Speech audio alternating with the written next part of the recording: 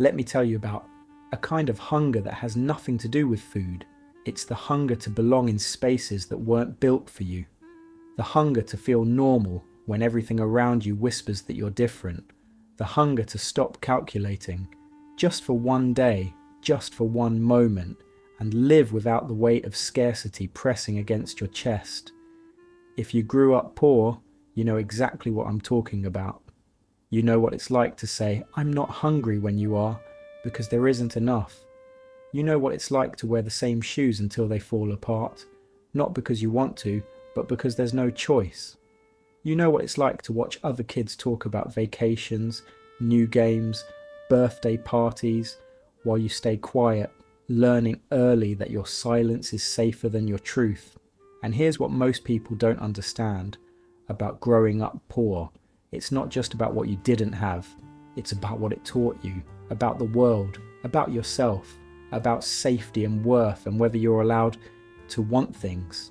It shapes you in ways that don't disappear when the money comes, in ways that stay with you long after you've left that childhood home, in ways that make you forever different from people who never had to count coins before buying bread. You might still be that child, carrying those lessons, or maybe you've grown up, moved away, built something different. But the psychology of poverty, it doesn't just live in your past, it lives in your body, in your reflexes, in the small ways you still brace for disaster even when everything is okay. And if you've ever wondered why you are the way you are, why certain things trigger you, why abundance still feels dangerous sometimes, stay here. Because what you're about to understand isn't just about childhood, it's about the invisible inheritance of growing up with less and what it costs to carry it.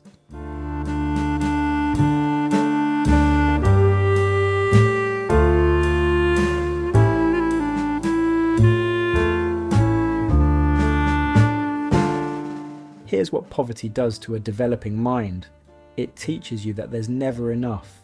Not enough food, not enough money, not enough safety, not enough certainty about tomorrow. And when you're a child living in that reality, your brain adapts. It rewires itself around scarcity, around survival. Neuroscientists have studied this. They found that children who grow up in poverty often develop what's called a scarcity mindset. The brain becomes hypervigilant, constantly scanning for threats, constantly preparing for the next crisis. You learn to think short-term because long-term planning is a luxury. When you don't know if there will be dinner tonight, you can't think about college in 10 years. You learn to be resourceful, to make something out of nothing, to fix things that are broken because replacing them isn't an option. But you also learn something more painful. You learn that wanting things is dangerous, because wanting leads to disappointment, and disappointment, when you're already barely holding on, feels like drowning, so you stop wanting, or you want quietly, secretly, in ways no one can see. And that pattern, that reflex to minimize your needs, to make yourself smaller, to not ask for too much, it doesn't disappear when the scarcity ends. It becomes part of how you move through the world, forever. There's a specific kind of shame that comes with being the poor kid. It's not just embarrassment, it's deeper than that. It's the shame of having your electricity shut off and hoping none of your friends find out. It's the shame of free lunch tickets when everyone else pays cash. It's the shame of wearing the same clothes every week and pretending it's a choice. It's the shame of being different in a way you can't control. And children internalize that shame in devastating ways. Because when you're young, you don't understand systems. You don't understand economics or structural inequality. You just understand that other kids have things you don't. And somewhere deep inside, you start to believe it's because you're not worthy of having them. That shame becomes a lens. You start seeing yourself as less than, as undeserving, as someone who should be grateful for scraps because wanting more is selfish. Psychologists who study childhood poverty have found that this internalized shame often persists into adulthood, even after financial circumstances change. Adults who grew up poor frequently struggle with feelings of unworthiness. They have a hard time accepting gifts. They apologize excessively. They downplay their needs and overextend themselves, trying to prove they're not a burden. because when you grew up believing you were too much of an expense, too much trouble, too much need, you learn to make yourself as small and undemanding as possible. You learn that your worth is conditional on how little you require from others. And that belief, that core wound, it shapes everything. Your relationships, your career, your ability to advocate for yourself. Because how can you ask for what you deserve when you were taught early and often that you don't deserve much at all? Your inner child remembers everything. They remember the fear in your parents' eyes when bills came. They remember the tension at dinner tables where there wasn't enough. They remember learning to be invisible, to not ask for things, to not add to the burden. That child learns survival skills most kids never need. How to read a room for stress, how to sense when money is tight before anyone says it, how to entertain yourself with nothing, how to be grateful for anything, how to never, ever complain. And those skills, they made you resilient, strong, resourceful, but they also made you hyper-vigilant, always waiting for things to fall apart, always braced for loss. Because when you grow up in instability, you learn that safety is temporary, that good things don't last, that you should never get too comfortable because the ground could disappear beneath you at any moment. Your inner child is still there, still watching for danger, still convinced that scarcity is always just around the corner. And even when you have enough now, even when you're financially stable, that child doesn't fully believe it. They're still waiting for it all to disappear, still saving obsessively, still feeling guilty about buying things you want instead of just things you need. Because poverty taught them that wanting is dangerous and having is temporary. And until you go back to that child and tell them, we're safe now, we have enough, you can rest, they'll keep running on survival mode, even when there's nothing left to survive. Here's something people who didn't grow up poor don't understand. Your relationship with money is complicated in ways that don't make logical sense. You might hoard it obsessively, unable to spend even when you can afford to, because the fear of running out is visceral and constant. Or you might spend recklessly, self-sabotaging every time you get ahead, because deep down you don't believe you deserve to keep it. Or you might swing between both extremes, never finding balance, always at war with yourself about what's okay to want and what's too much. Psychologists call this financial trauma. It's the psychological scarring that comes from growing up with financial instability, and it manifests in strange ways. You might feel physically ill when spending money, even on necessities. Your stomach might tighten, your chest might constrict, because on some primal level, spending feels like risk. Or you might buy things you don't need just to prove you can, just to silence the voice that says you're still that poor kid who can't have nice things. And here's the cruelest part. No amount of money fixes this. You can become wealthy and still feel poor inside, still check your bank account obsessively, still panic when unexpected expenses arise, still feel like it could all vanish overnight, because the poverty wasn't just external, it got inside you, it shaped your nervous system, it taught your body that financial security is an illusion, and reprogramming that, learning to trust abundance, learning to believe you deserve comfort, it's one of the hardest psychological journeys you'll ever make. Children who grow up poor learn quickly that their reality makes other people uncomfortable, so they learn to hide it. You learn not to talk about what you don't have. You learn to deflect when conversations turn to money. You learn to make excuses. I'm not hungry. I don't really like that anyway. I have other plans. When the truth is you can't afford it. You become fluent in the language of hiding poverty. And that silence, it becomes automatic, protective. But it's also isolating, because you're constantly performing normalcy while feeling fundamentally different. You're in conversations about weekend plans, new purchases, college choices, and you're silent, nodding along, feeling like an imposter in a world you don't belong to. And the silence teaches you something dangerous, that your truth is shameful, that your experience is something to hide, that who you really are, where you really come from, isn't acceptable. So you learn to code switch, to perform a version of yourself that fits, to laugh at jokes about being broke when they have no idea what broke actually means. And over time, you start to lose touch with your own story. You bury it so deep that even you start to forget where you came from, not because you want to, but because remembering hurts. Because the gap between who you were and who you're pretending to be feels unbridgeable. And that disconnection from your own history, it creates a kind of homelessness inside you. You're never fully comfortable anywhere, not in wealthy spaces where you feel like an imposter, not in poor spaces where you no longer quite fit. You're always between worlds, never fully belonging to either.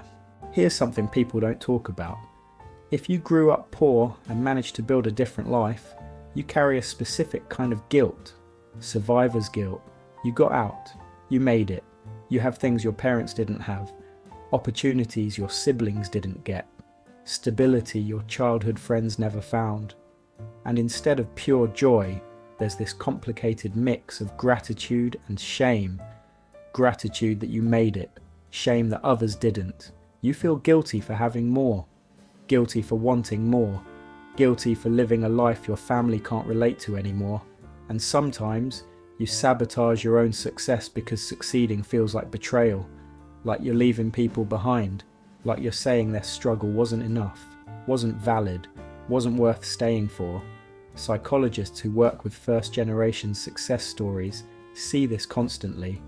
The guilt that comes with upward mobility when your family is still struggling. You want to help everyone, fix everything, carry everyone with you, but you can't. And that powerlessness, that inability to save the people you love from the same poverty that shaped you, it's one of the most painful parts of getting out, because you know exactly what they're going through. You remember what it feels like, and you can't make it stop for them, no matter how much you want to. So you send money, you pay bills, you overextend yourself trying to bridge the gap. And sometimes it's still not enough. Because poverty isn't just about money, it's about systems, cycles, wounds that money alone can't heal. And learning to accept that, learning to hold your success without drowning in guilt, it's a grief process that never fully ends. Here's what people love to say about kids who grew up poor. It made you strong. It taught you the value of hard work. It built character. And there's truth in that. Growing up with less does build resilience. It does teach resourcefulness. It does make you appreciate things differently. But let's be honest about the cost. The resilience came from trauma. The resourcefulness came from necessity. The appreciation came from deprivation. You didn't choose this education. You survived it. And yes, you're strong. But you're also tired. Tired of always being in survival mode. Tired of never feeling safe. Tired of the vigilance, the calculation, the constant bracing for disaster. Because resilience isn't the same as healing. You can be strong and still be wounded. You can be capable and still be struggling. You can have made it out and still be haunted by where you came from. And the world loves a poverty success story. They love the narrative of someone who pulled themselves up, who overcame, who made it despite the odds. But they don't want to hear about the cost, the anxiety, the insomnia, the inability to enjoy what you've built because you're always waiting for it to disappear. They don't want to hear that trauma shaped you, and some of that shaping left scars. They just want the inspiration, the proof that poverty is conquerable, that anyone can make it if they just try hard enough. But you know the truth. You know how much luck was involved, how many people didn't make it out, how close you came to being one of them. And that knowledge, that awareness of how easily it could have gone differently, it never leaves you. Here's something beautiful and painful about people who grew up poor. They love fiercely, generously, sometimes desperately, because they know what it's like to have nothing. So when they have something to give, they give everything. They're the friends who always pick up the check, the family members who help anyone who asks, the partners who overextend themselves trying to provide, to prove, to make sure no one they love ever feels the lack they felt, But there's a shadow side to that generosity. Sometimes it's not love, it's compensation. You're trying to buy belonging, trying to prove you're worthy of being kept, trying to make sure no one sees you as a burden the way you learn to see yourself. And relationships become transactional in ways you don't mean them to be. You give because you're afraid that without giving you're not valuable. You're afraid that if you stop being useful, being generous, being the one who provides, people will leave. Because deep down, that child who grew up poor is still asking the same question, am I enough? Just as I am. Without anything to offer, and until you can answer yes, until you can believe you're worthy of love just for existing, not for what you provide, your relationships will always carry that undertone of proving you belong, proving you're not too much, proving you deserve to be kept. Your body holds the memory of poverty in ways your mind doesn't even recognize. It shows up in how you eat, quickly, urgently, like someone might take it away. Or hoarding food, keeping cabinets full even when you live alone, because empty shelves trigger something primal. It shows up in how you dress, holding on to clothes long past when you should replace them, or the opposite, buying compulsively because you're trying to distance yourself from the kid who wore the same outfit every week. It shows up in your stress response. Your body learned early that danger was constant, so your nervous system stays activated, always scanning, always preparing, never fully relaxing even when you're safe. Researchers studying childhood poverty have found that it literally changes the body. It affects cortisol levels, immune function, even brain development. The stress of growing up poor isn't just psychological, it's physiological, and your body remembers even when your mind wants to forget. It remembers the hypervigilance, the chronic stress, the never feeling safe, and it continues those patterns long after they're necessary, because that's what bodies do. They protect you based on past information. So even now, even in safety, your body might still be running poverty protocols, still bracing, still preparing for scarcity, and healing that, teaching your body that it's safe to rest now. It requires more than just financial security. It requires gentleness, patience, slowly showing your nervous system over and over that the danger has passed.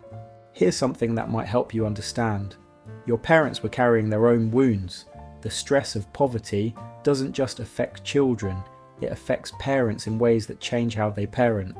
When you're constantly worried about money, survival, keeping the lights on, you don't have energy left for emotional attunement, for patience, for the kind of present, nurturing parenting that builds secure attachment. You're in crisis mode, and in crisis mode, you do what you have to do to survive. Sometimes that meant your parents were absent, working multiple jobs. Sometimes it meant they were stressed, short-tempered, overwhelmed. Sometimes it meant they couldn't give you what you needed because they were drowning themselves. And you might carry anger about that, resentment, hurt.